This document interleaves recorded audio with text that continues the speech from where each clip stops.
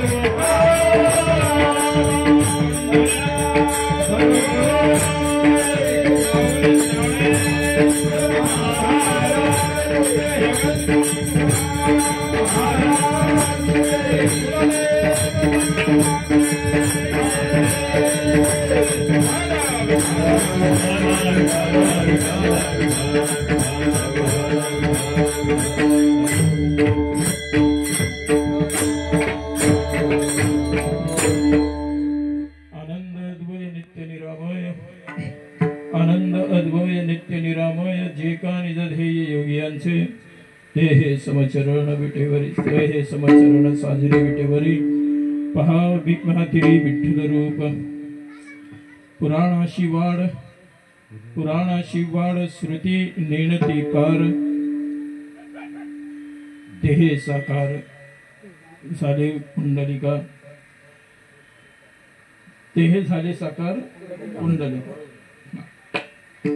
तेहे समचरण विटेवरी साजिरे विटेवरी पहा भीमातिरी विठ्ठल रूप तुका म्हणे जाते सनकाधिक ध्यात तुका म्हणे जाते सनकाधिक ध्यात ते आमचे कुलदैवत पांडुरंग तेहे समचरण साजिरे विटेवरी पहा भीमातिरी विठ्ठल रूप विठ्ठला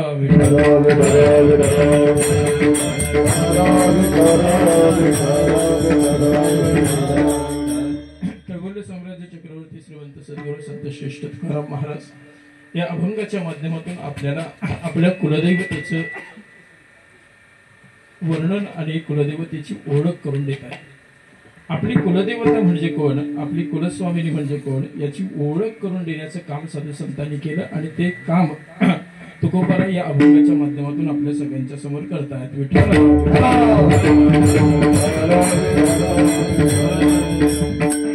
9 ते 11 असं कीर्तन आहे, 10:30 वाजले त्यामुळे मी नमनाकडे वगैरे काही बाबा वळलो नाही। आता तुमच्या मुखातून चाल झाली म्हणजे ते पांडुरंगाला नमनच झालं, वेगळा आधी त्याच्यात माझ्याकडचा वेग कशाला घालवावा या उद्देशानं नमनाच्या भानगडीत मी पडलो नाही, कारण अर्धाच तास माझ्याकडे उरलेला आहे। दाभेकर भावकीच्या वतीनं कुलदेवतेच्या नवीन टाक घडवलेले आहेत ना, त्याची प्राणप्रतिष्ठापना, महाअभिषेक, सत्यनारायणाची महापूजा असा गोड कार्यक्रम कालपासून रंगतात। काल सावित्रीच्या पवित्र तीरावर आपल्या कुलदेवतेला अभिषेक करून त्याची यथासांग मिरवणूक इथपर्यंत आली। आजचा दिवसभर प्राणप्रतिष्ठापना आणि सगळा सोहळा रंगला। कालपासून तुम्ही सगळेजण दमलेला आहात मला याची कल्पना आहे, आणि त्याचं उत्तम उदाहरण म्हणजे मगाशी हरिपाठात खेतया नाचणाऱ्या आमच्या सगळ्या भगिनी आता घरी जाऊन झोपलेल्या आहेत, कीर्तनाला कोणीही दिसत नाही। त्याच्यामुळे दमलेला आहात हे आता कळतंय मला, त्यामुळे फार वेळ घेणार नाही, 11च्या पुढे जाणार नाही। 11, 11:15 फार फार तर 11:30, 12:30, 1:30 होईल, त्याच्या पुढे जाणार नाही।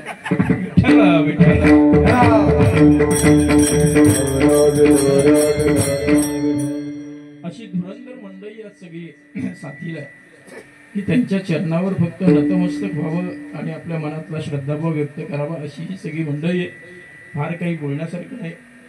त्यामुळे अभंगाच्या चिंतनाकडे वळण्यापूर्वी तुम्हा सगळ्यांना साष्टांग प्रणिपात करतो। भजनानंदी गुरुवर्य बाबा आहेत आणि आम्ही तुम्ही सगळेच प्रत्येकाचा नामोल्लेख हा सगळे करावे। बाबा काय आहे, गंमत अशी आहे, आपल्या पोलादपूर तालुक्यावर साधू संतांचा इतका मोठा कृपा आशीर्वाद आहे की मी नेहमी गमतीनं असं सांगतो, पूर्वीचा एक काळ होता की जर कीर्तनकार आला नाही तर कोणाला उभा करायचा हा प्रश्न होता। एक काळ असा तुम्ही सगळ्यांनी पाहिलेला आहे, गावागावामध्ये एक कीर्तनकार, कुठेतरी 4-5 गावांमध्ये मिळून एक कीर्तनकार असायचा, कीर्तनकार नसायचा। त्यामुळे असं होते गंमत की जर कीर्तनकार आला नाही तर कोणाला उभं करायचा हा प्रश्न होता। आता तुमच्यासारख्यांच्या कृपा आशीर्वादाने वेळ अशी आली की कीर्तनकार आला नाही तर कुणाकुणाला उभं करायचा हा प्रश्न झाला। एवढी सगळी कृपा आज आपल्या पोलादपूर तालुक्यावर झाले। हे तुम्ही सगळ्या लोकांनी मांडून ठेवलेलं, आमच्यासाठी तयार केलेलं हे खेळाचं मैदान आहे, त्याच्यावर आम्ही खेळतोय, बागडतोय। तुम्हा सगळ्यांच्या चरणी नतमस्तक होतो। फार नामोल्लेख करायला माझ्या हातात वेळ नाही, तुम्हा सगळ्यांच्या चरणावर नतमस्तक होतो. ऐकणाऱ्या तुम्हा सगळ्यांना साष्टांग दंडवत करतो आणि आजच्या सेवेला घेतलेल्या अभंगाच्या माध्यमातून थोडंसं चिंतन करण्याचा आपण प्रयत्न करूया. विठ्ठल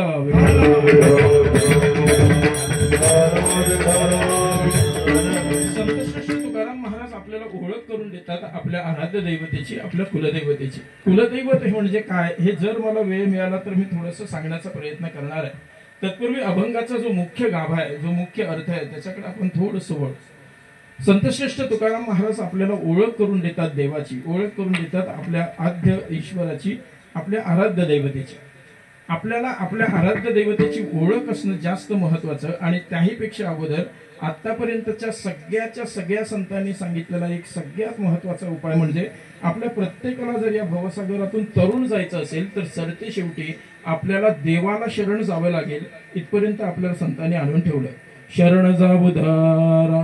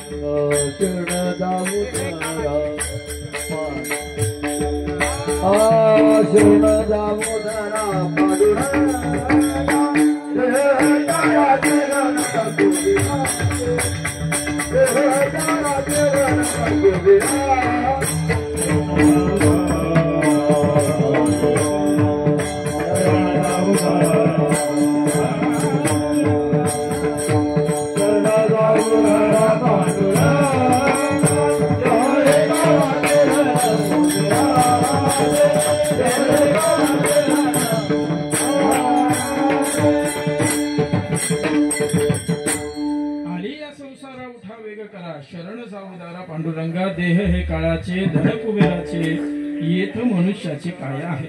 आता हे पुढचं सोडून द्या. येथ मनुष्याचे काय आहे, धड हे काळाचे वगैरे हे सगळं सोडून द्या. कारण इथं तुमचं काय आहे असं बोललं की माणसातला पाटील जागा होतो आणि तो म्हणतो माझ्या गावात आला आणि मलाच म्हणतो इथं काय आहे माझं, सगळं तुमचंच आहे. पण संतांनी केलेलं शरण जा हा उपदेश आपल्याला जास्त महत्वाचा आहे. आपल्या सगळ्यांना जर या भवसागरातून तरुण जायचं असेल तर देवाला शरण जावं लागेल. तुकोबारायांची भाषा आहे. म्हणहोनी शरण जावे, म्हणहोनी शरण जावे, म्हणहोनी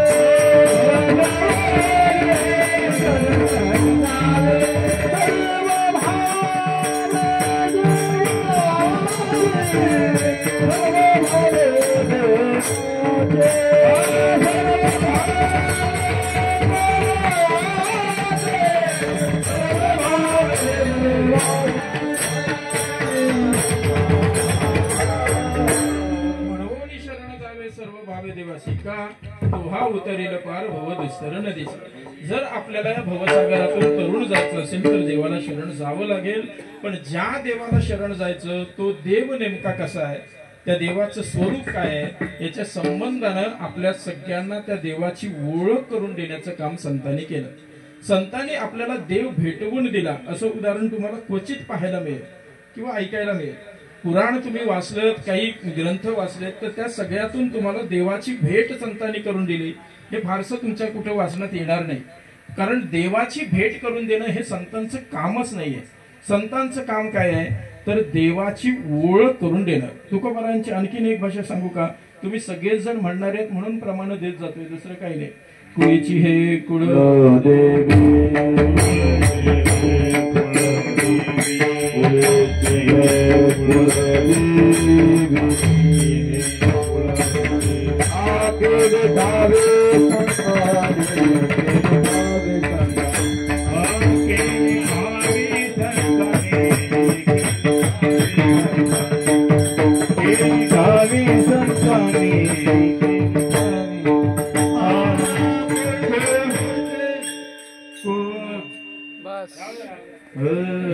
कुळचे हे कुळ देवी, कुळचे हे कुळ देवी,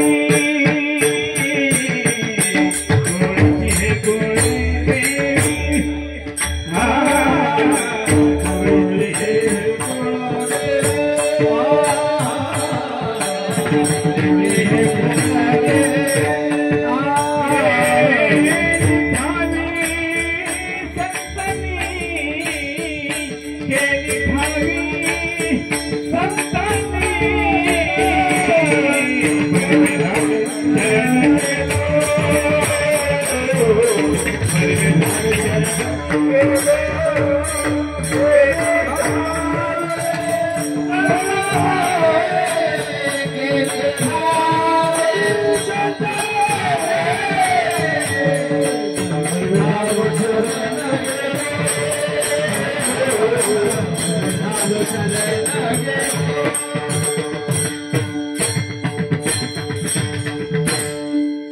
जास्त कलाकार असल्याचा दुष्परिणाम. त्यामुळे एक दोघे जण असले तर बरं पडेल. पण आता काय, आज अनिल दादांनी सगळ्यांना जमवलंय तर सगळ्यांना मिळावं म्हणून मी जरा प्रमाण सोडत चाललो. पण पहिले तुम करत कीर्तन करतची गाडी सुटू देऊ नका, एवढंच करा. विठ्ठला विठ्ठला.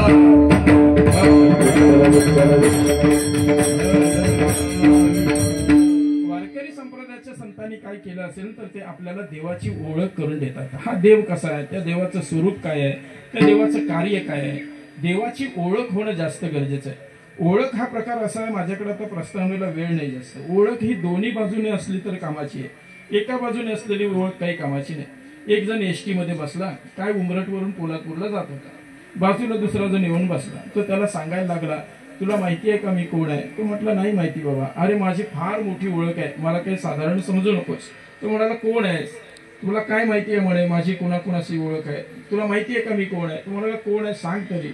तो म्हणाला मला आमदार ओळखतात. म्हणे हो बरं ठीक आहे बाबा, आमदार ओळखत असतील. मला खासदार पण ओळखतात. तो म्हणाला ठीक आहे बाबा ओळखत असतील. अरे मला पंतप्रधान पण ओळखतात. मग मात्र तो उठून उभा राहिला. म्हटलं एसटी मध्ये बसलायस आणि गप्पा मारतोस, मला पंतप्रधान ओळखतात, नरेंद्र मोदी ओळखतात. तो म्हणाला खरंच देवाशपथ खोटं नाही सांगत, मला खरंच नरेंद्र मोदी ओळखतात. तो बोलला खोटं बोलू नकोस, आईची शपथ घे. त्याने आईची शपथ घेऊन सांगितलं मला नरेंद्र मोदी ओळखतात. फक्त तो म्हणाला गंमत इतकीच आहे, नरेंद्र मोदींना मी ओळखतो, मला नरेंद्र मोदी ओळखत नाही. काय अर्थ आहे का त्या ओळखीला? आपण ज्याला ओळखतो तोही जर आपल्याला ओळखत असेल तर त्या ओळखीला जास्त किंमत आहे. आपण सगळेच जण देवाला ओळखतो, पण देव आपल्याला ओळखायला लागला की समजावं आपण संत पदावर पोहोचलो. आणि जोपर्यंत संत पदावर पोहोचत नाही तोपर्यंत आपली आणि देवाची ओळख होत नाही. ती ओळख पटवून देण्याचं काम साधू संत करत असतात. आणि म्हणून या अभंगाच्या माध्यमातूनही एक ओळख आपल्याला साधू संतांनी या देवाची करून दिलेली आहे. त्या देवाचं स्वरूप कसं आहे, ओळख झाल्याशिवाय काही नाहीतर काही हाताला मिळालेलंही फुकट जाण्याची वेळ येते. काय, एक थंडीचे दिवस होते, एक उदाहरणामधून सांगतो. थंडीचे दिवस होते, शेतकरी काय संध्याकाळच्या रात्रीच्या वेळेला काहीतरी शेतीमध्ये काम करत होता. काय करत असेल, काम करता करता करता सकाळची वेळ आली, दव पडायला लागलं. इतकी थंडी वाजायला लागली, इतकी थंडी वाजायला लागली की आता कुठेतरी जाऊन ऊब घेतली नाही तर थंडीनं कुडकडून कुडकडून मरण्याची वेळ येईल इतकी थंडी वाजायला लागली. मग कुठेतरी शेकोटी पेटवावी म्हणून तो काहीतरी शोधायला लागला. आता दव पडलेलं, सगळंचं सगळं ओलं झालेलं, आजूबाजूला फाटी होती पण फाट्यांवर पण दव पडल्यामुळे ती भिजत नाही. त्यामुळे सुकं काहीतरी मिळतंय का म्हणून तो रस्त्याच्या दिशेनं असा चालायला लागला. बोरजवरून निघाला, बोरज फाट्याच्या दिशेनं निघाला. काही सुकं दिसेना. एवढ्यात कोणीतरी वरून ढवळ्या खोपड करून कोणीतरी मोटरसायकलवरून आला. मोटरसायकलवरून आलेल्याच्या मागे दुसरा जो एक माणूस बसला होता, त्याच्या हातामध्ये एक बॅग होती. त्या बॅगेमधून काहीतरी पडल्यासारखं त्याला दिसलं. जवळपास गेला, काय आहे म्हणून बघावं म्हणून उचलून बघितलं तर त्या 2000च्या नोटा होत्या, रंगीबेरंगी 2000च्या नोटा. आता हा बिचारा बोरस गावातून कधीच बाहेर नाही पडलेला, याला 2000ची नोट कशी दिसते माहित नाही, 2000च्या नोटीशी याची ओळख नाही. याला फक्त एवढंच माहिती की आता मला शेकोटी करायची आहे आणि देवाचे माझ्यावर काय अनंत उपकार झाले की मला सुक्या करकरीत कोऱ्या कोऱ्या कागदांची गट्टी माझ्यासमोर देवानं आणून दिली.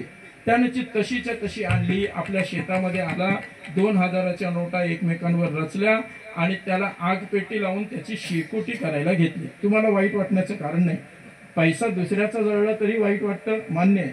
पण त्याने 2000च्या नोटा जाळल्या, कारण काय, 2000च्या नोटांची आणि त्याची ओळख नाही, एवढंच एक कारण. आपण अख्खच्या अख्खं आपलं माणूस पण मनुष्य जन्म जाळून टाकतोय, कारण काय, आपल्याला मनुष्य जन्माची किंमत माहित नाही म्हणून. मग ह्या मनुष्य जन्माची किंमत जाणून आपल्याला माहिती करून देण्याचं काम आणि ह्या मनुष्य जन्माचं सार्थक असणारं आपलं एक विशिष्ट प्रकारचं ध्येय आपल्याला समजावून देण्याचं काम संतांनी केलं. आणि तेच काम तुकोबाराय या अभंगाच्या माध्यमातून करतात. अभंगाच्या पहिल्याच्या आनंद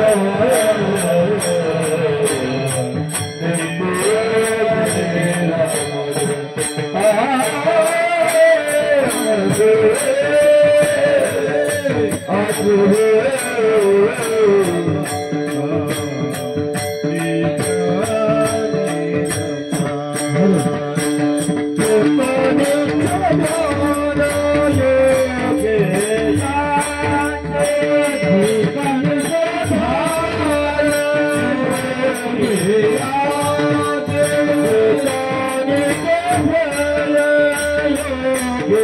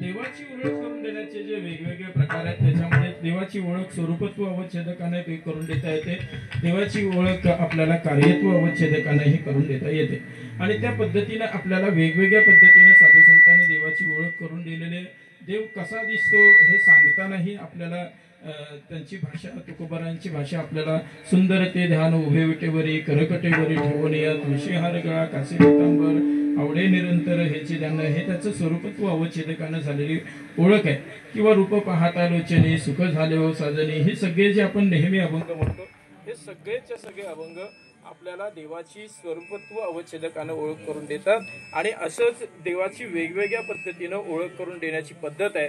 त्याच्यापैकी एक स्वरूपत्व अवच्छेदकानं ओळख आहे आणि एक कार्यत्व अवच्छेदकानं त्याची ओळख करून देण्याची पद्धत आहे। विठ्ठल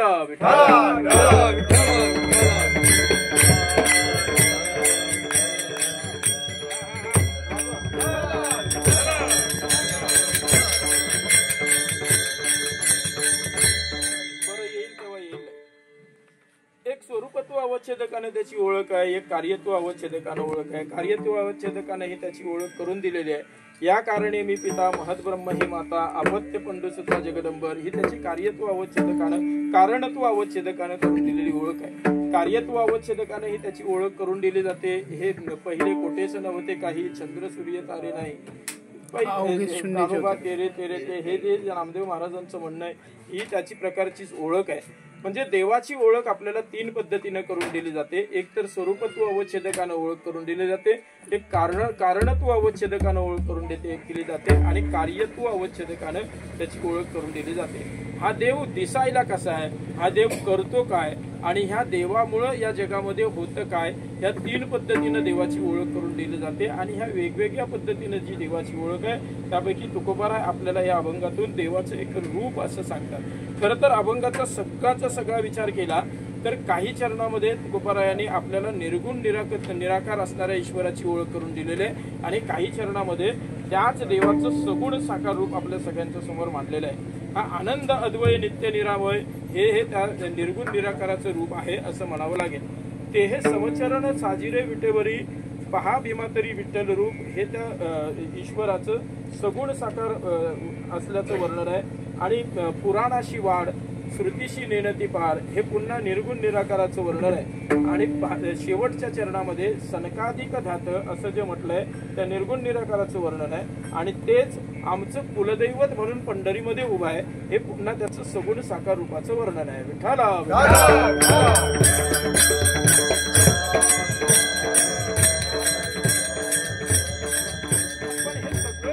वर्णन करून देत असताना तुकोबारायांची एक थोडीशी वेगळी हातोटी आहे तेवढी मी तुमच्या समोर मांडतो आणि मला थोडासा वेगळा विषय मांडायचा आहे। तो विषय तुमच्या समोर मांडेल। फार अभंगामध्ये घुसण्या इतपत माझ्या हातात वेळ नाही, अभंगावर चर्चा करण्या इतपत फार मोठा विस्तीर्ण विषय आहे, पण तो काही आपल्याला आजच्या वेळेच्या चौकटीमध्ये बसेल असा तो विषय नाही। त्याच्यामुळे एक थोडस त्याची एक वेगळी बाजू अशी आहे की हे सगळंच्या सगळं तुकोबाराय त्याचे वर्णन करून देतात। तो देव कसा आहे, तो आनंदमय आहे, तो अद्वय आहे, तो नित्य आहे, तो निरामय आहे, हे सगळंच्या सगळं सांगत असताना तुकोबाराय त्याची त्याच पहिल्या चरणाच्या उत्तरार्धात एक वेगळी ओळख आपल्या सगळ्यांच्या समोर आणतात। जे का निजध्येय योगी यांचं योगी त्याच्या मागे लागतात त्या ईश्वराची ओळख तुकोबाराय आपल्याला करून देतात। हे का करून देत असावेत त्याचा एक संदर्भ माझ्या बुद्धीनं लागतो तेवढंच मी सांगतो। वारकरी संप्रदाय हा परंपरा मानणारा संप्रदाय असं आपल्याला मान्य करावं लागेल। जे परंपरेने चालत आलंय तेच वारकरी संप्रदायाला मान्य आहे। परंपरा सोडून वारकरी संप्रदाय जात नाही। मग वारकरी संप्रदायाची परंपरा काय आहे तर ज्ञानेश्वर महाराजांपासून सुरू झालेला वारकरी संप्रदाय ज्ञानेश्वर महाराजांनी जशी ओळख करून देवाची दिली तशीच ओळख नंतरच्या काळामध्ये बाकीच्या संतांनी द्यायला सुरुवात केली आणि तुकोबारायांनी या अभंगाच्या माध्यमातून जर योग्यांचं निजध्येय म्हणून त्या ईश्वराची ओळख करून दिली असेल तर त्याचा कुठेतरी संबंध ज्ञानेश्वर महाराजांकडे लागावा की न लागावा याचा थोडासा विचार केला तर एका अभंगाच्या माध्यमातून आपल्याला तो संबंध लावता येतो। तुकाराम महाराज इथं आपल्याला सांगतात की देव ज्या देवाचं मी तुम्हाला वर्णन करून सांगतोय तो आनंदमय आहे, तो अद्वय आहे, तो नित्य आहे, तो निरामय आहे, पण तो योगियांचं निजध्येय आहे, तो योगियांचं देवांचा आधार घेऊन सांगण्याची जी पद्धत तुकोबारायांनी इथं अवलंबली ती पद्धत म्हणजे परंपरेनं ज्ञानेश्वर महाराजांकडून आलेली पद्धत आहे की काय असं म्हणावं लागेल. कारण ज्ञानेश्वर महाराजांनी ज्या वेळेला देव पाहिला, देवांचा देव देखिला अशी अनुभूती जेव्हा लोकांच्या समोर मांडली त्यावेळेला तो मला दिसलेला देव कसा आहे हे सांगताना योग्यांकडेच बोट दाखवलं आणि मग ते पुढे गेले. योगिया दुर्लभ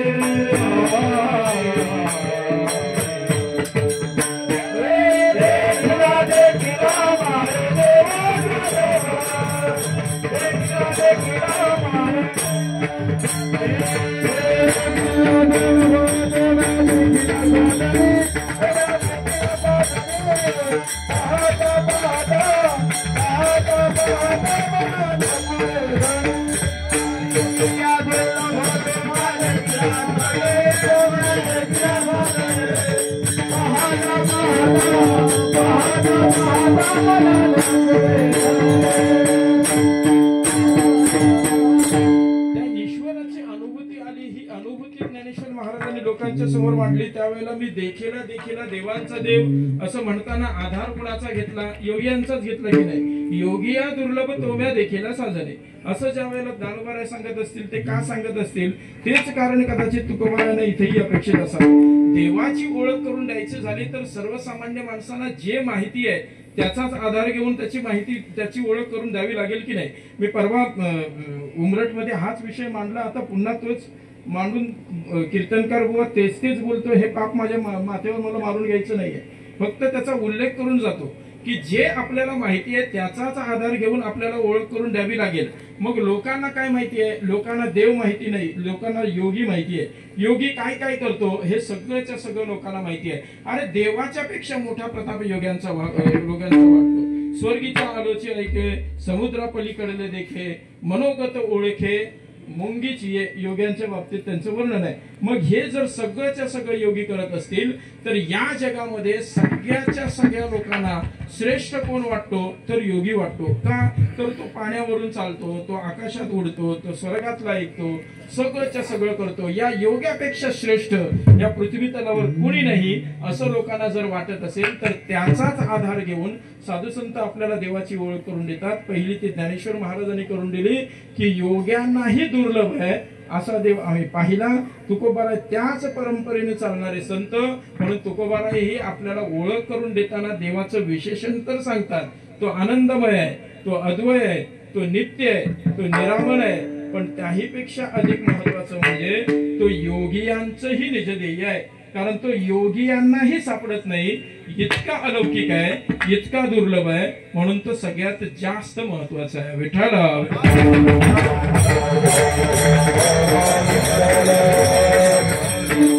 पण जो योगियांनाही सापडत नाही तो वारकरी संप्रदायानं अत्यंत हुशारीनं आपल्या सगळ्यांपर्यंत आणून ठेवला आणि तो पंढरपुरात उभा आहे. समचरण करून उभा आहे अभंगाच्या दुसऱ्या चरणात. हे समचरण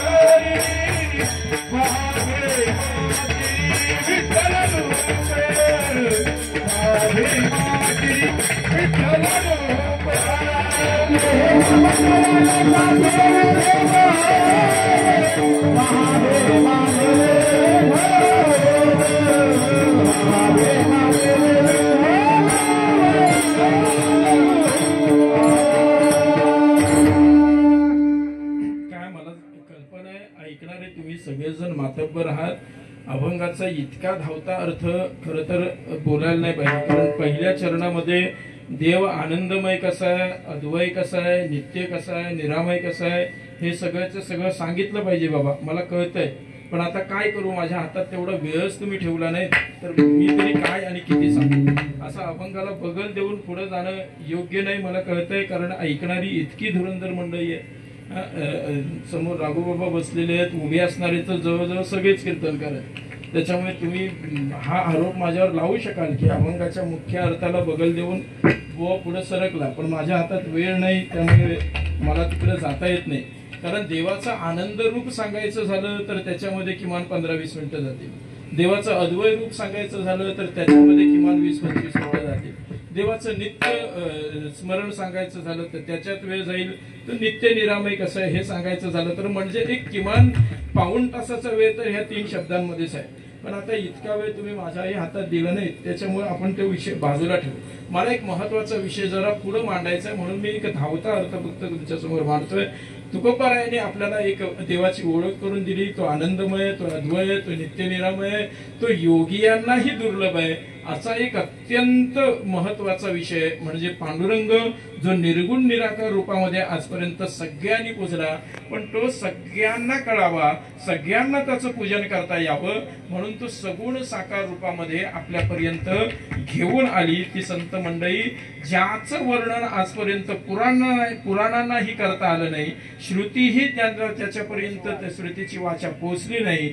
श्रुती नेती नेती नेती म्हणून दमली, पण श्रुतीलाही तो कसा आहे हे सांगता आलं नाही. असं निर्गुण निराकाराचं खूप मोठं रूप आपल्या समोर पुंडलिकानं अगदी सहज आणून उभं केलं. अभंगाच्या 3ऱ्या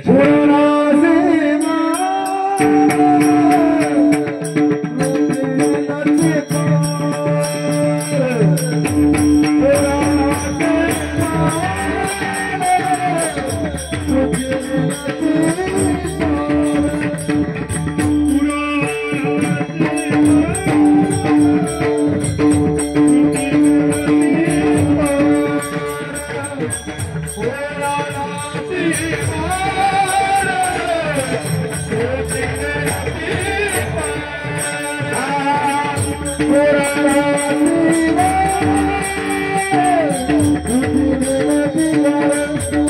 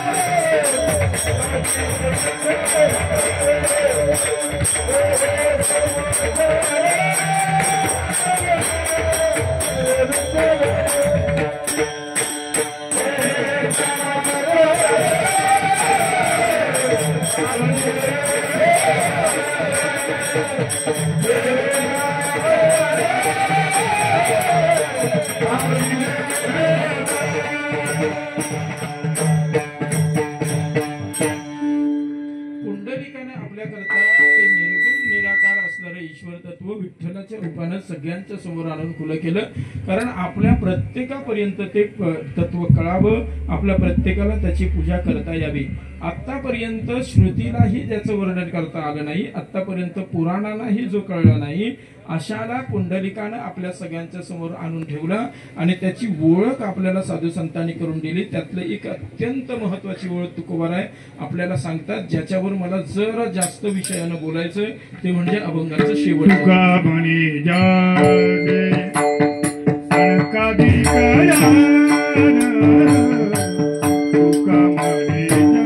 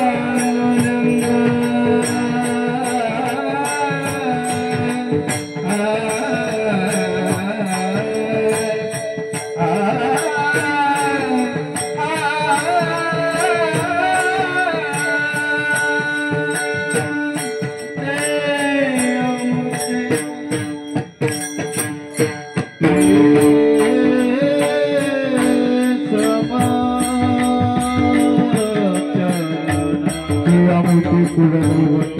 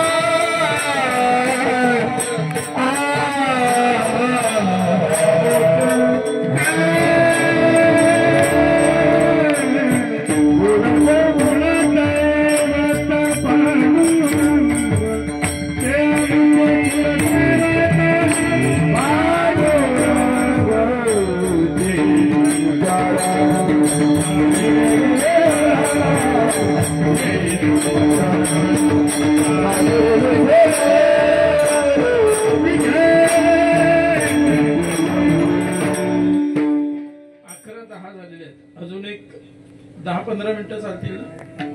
एक फक्त मला महत्वाचा मुद्दा तेवढा मांडायचा आहे. संत शिष्य तुकाराम महाराजांनी आपल्याला या अभंगातून देवाची ओळख करून देताना, त्या ईश्वराची ओळख करून देताना मांडलेला हा शब्द मला जास्त महत्वाचा वाटतो. ते हे आमचे कुलदैवत पांडुरंग. आज आपण सगळेजण कुलदैवतेची पूजा करतो. कुलदैवत म्हणजे काय हा एक स्वतंत्र विषय आहे, तो अभ्यासाचा विषय आहे. आता मला तिकडं माझ्यापेक्षा ते जास्त तुम्हाला माहिती आहे म्हणून मला ते कीर्तनातून बोलायचं नाही. कुलदैवत म्हणजे काय, ते काय काय कुलदैवतेची नावं असतात, ते काय तीही वेगवेगळी नावं असतात. पण आपल्या सगळ्यांचं मिळून कुलदैवत एक पंढरपूरचा पांडुरंग आहे. ही संतांची भाषा आपल्याला वारंवार ऐकायला मिळते. जगद्गुरु तुकाराम महाराजांनी या अभंगातून ही भाषा वापरली. नाथ महाराजही हीच भाषा आपल्याला वापरतात. नाथ महाराजांचं एक खूप गोड सुंदर अभंग आहे, आपल्या सगळ्यांच्या पाठातला अभंग आहे तो. विठ्ठला वाचून अनेकांचे धान, नाही आम चिंतन दुजी यांचे. विठ्ठल आमचे कुळीचे दैवत, कुळधर्म समस्त विठ्ठल दैवत. खूप गोड प्रमाण आहे. विठ्ठल आमचे कुळीचे दैवत, आमचं कुळधर्म समस्त विठ्ठल देव. त्याच्यापेक्षा आम्हाला दुसरं काही नाही. तुकोबारायांची भाषा आहे. विठ्ठल कुळीचे दैवत,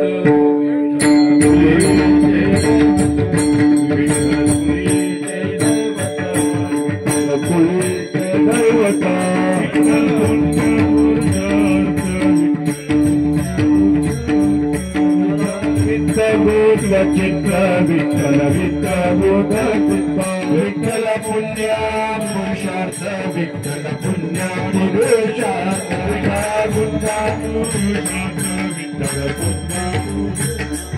आवडे आवडे मात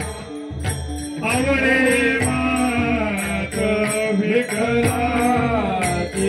विठ्ठल कुळीचे दैवत, विठ्ठल कुळीचे दैवत, विठ्ठल कुळीचे दैवत, विठ्ठल कुळीचे दैवत, विठ्ठल कुळीचे दैवत, कुळीचे दैवत, विठ्ठल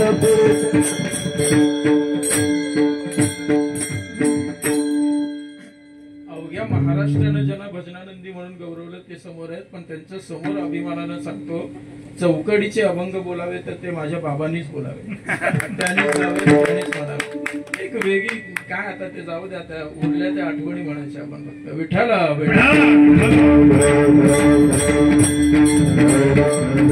विठ्ठल कुळीचे दैवत, आमचा कुलधर्म समजतं विठ्ठल देव. विठ्ठला वाचूने नेनो क्रियाकर्म. अनेक अनेक अनेक आपल्याला या पद्धतीचे प्रमाण मिळते.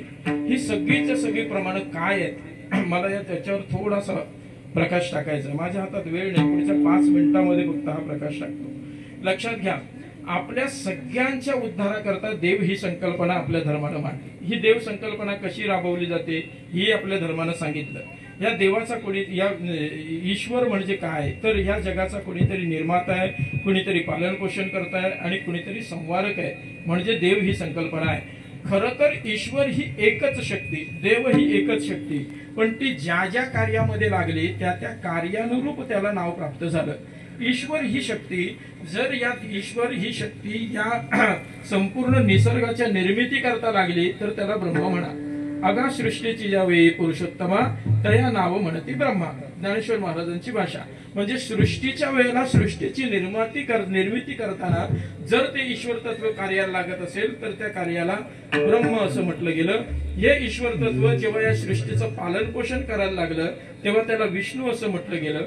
आणि हेच ईश्वर तत्व जेव्हा या सृष्टीच्या संवारकाच्या रूपाने आपल्या सगळ्यांच्या समोर आलं तेव्हा त्याला महेश असं म्हटलं गेलं. ब्रह्मा, विष्णू आणि महेश या 3 रूपामध्ये ईश्वर तत्व, देव तत्व साधू संतांनी आपल्या सगळ्यांच्या समोर आणलं.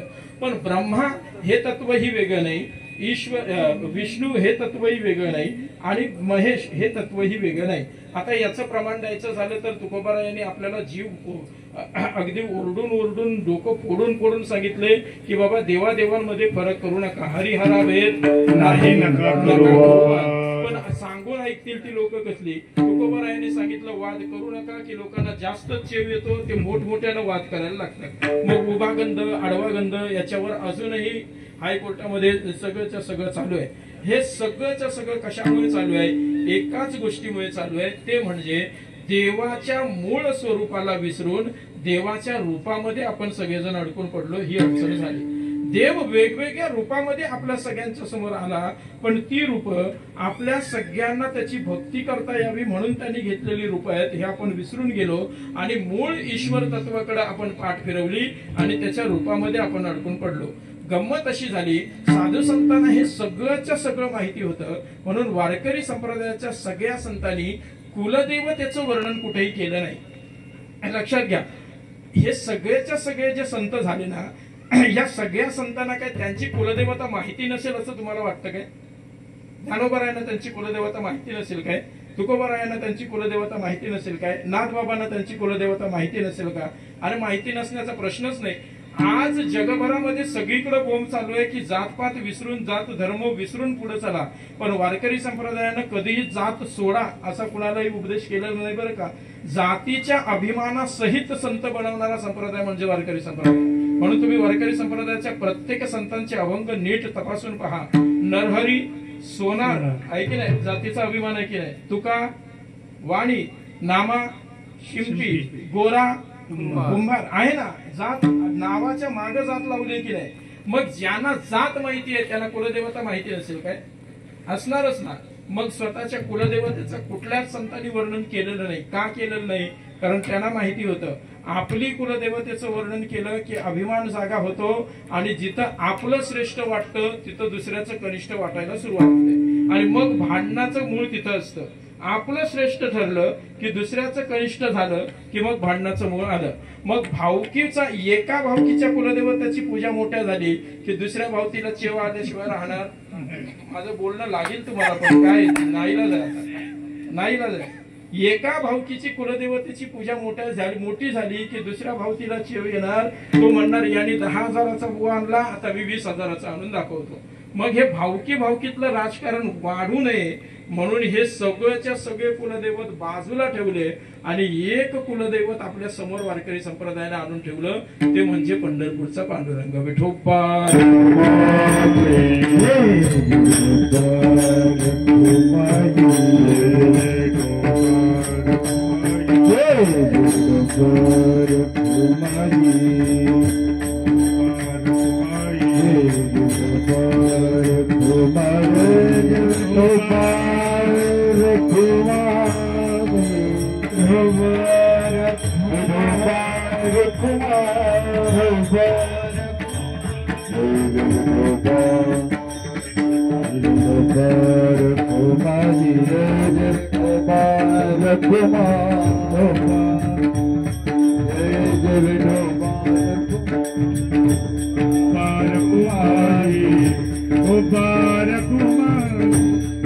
हे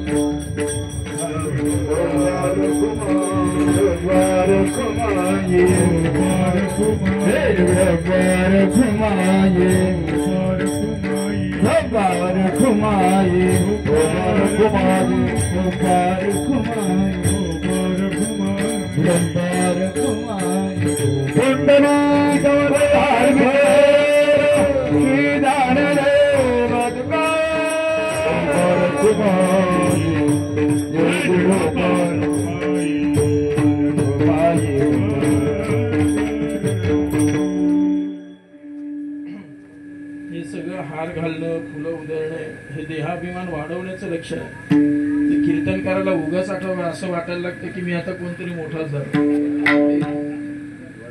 मी राघोबा बऱ्याच वेळेला म्हणलेलं आहे, हे आता इतकं वेगळ्या दिशेला चाललंय की भावकीचा कीर्तनकार असलं की सगळी भावकी हार घेऊन येणार.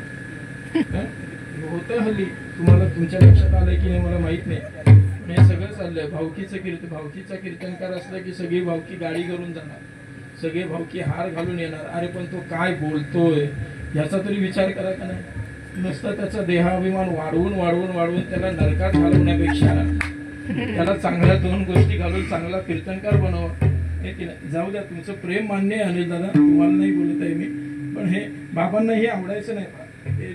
ठीक आहे, आता तुमचं प्रेम आहे, तुम्ही इतक्या सगळ्यांनी प्रेमाने बोलवलं, तुमच्या प्रेमाचा स्वीकार करतो. विठ्ठल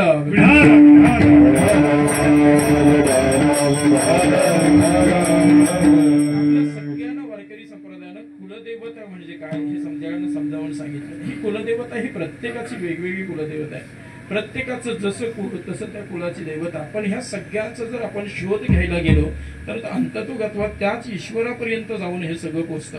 म्हणून पूजेला बसताना आपल्याला आपण पूजा करत असताना जेव्हा भटजी आपल्या हाताने पूजा करून घेत असतो त्यावेळेला आपल्याला एक प्रश्न विचारतो, तुमचं गोत्र काय विचारतो की नाही.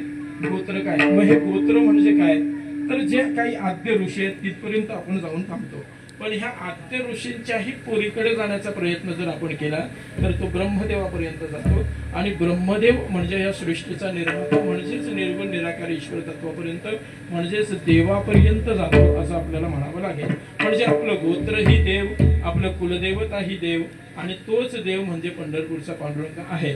आपापल्या कुळाचा अभिमान बाळगणं ही जरी जगातली सर्वश्रेष्ठ भावना असली तरी आपल्या कुळाचा अभिमान बाळगून दुसऱ्याच्या कुळाला कनिष्ठ समजणं यासारखं जगात दुसरं पाप नाही, हे आपण लक्षात ठेवलं पाहिजे.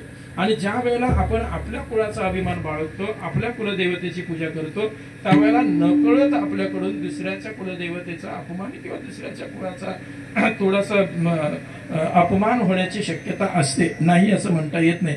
म्हणून आता काय आहे, आपल्या गावामध्ये प्रत्येक गावामध्ये पाटील आणि पाहुणे ही पद्धत आहे की नाही. मला पूजेतलं माहित नाही, मी बाकीचं म्हणतोय. पाटील आणि पाहुणे ही पद्धत आहे की नाही. मग पाटलांचं कुलदैवत वेगळं आणि पाहुण्यांचं कुलदैवत वेगळं, म्हणजे अपमानाची भाषा आली की नाही बाबा. मी बोलतोय ते चुकीचं असेल तर मला सांगा. पाटलांचं कुलदैवत वेगळं आणि पाहुण्यांचं कुलदैवत वेगळं असं जर समजत असू तर कोणीतरी श्रेष्ठ आणि कोणीतरी कनिष्ठ हा प्रकार आपण करतोय की नाही, हा होऊ नये म्हणून तर वारकरी संप्रदायाने एक कुलदैवत सांगितलं. एक कुलदैवत आपल्या सगळ्यांच्या समोर आणून ठेवलं आणि तो म्हणजे विठ्ठल पंढरीश परमात्मा. जो एक आल्यानंतर मग तिथं काही भेदाचे काही म्हणून तर तो अद्वय असंही म्हटलं, त्याच्यामध्ये द्वैत नाही. आणि असा अद्वय पंढरीश परमात्मा आपल्या सगळ्यांना कुलदैवत म्हणून आपल्या वारकरी संप्रदायाने मान्य करून दिला आणि तोच पंढरीश परमात्मा वेगवेगळ्या रूपानं नटला. त्यापैकी जी काही वेगवेगळी रूपं आहेत ती आपण कुलदैवतेच्या निमित्तानं आपल्या पूर्वजांनी सांगितलेल्या पद्धतीनं पूजतो. ही सगळी कुलदैवत आपल्या सगळ्यांच्या वर कृपाहस्त ठेवून आहेत. ती अधिक काळ अशीच राहावी. दावेकर भावकीच्या वतीनं आज कुलदैवताचे नवीन टाक घडलेले आहेत. त्यांची प्राणप्रतिष्ठापना झालेली आहे. हे कुळ हे एक संपन्न कुळ आहे. हे एक ऐतिहासिक कुळ आहे.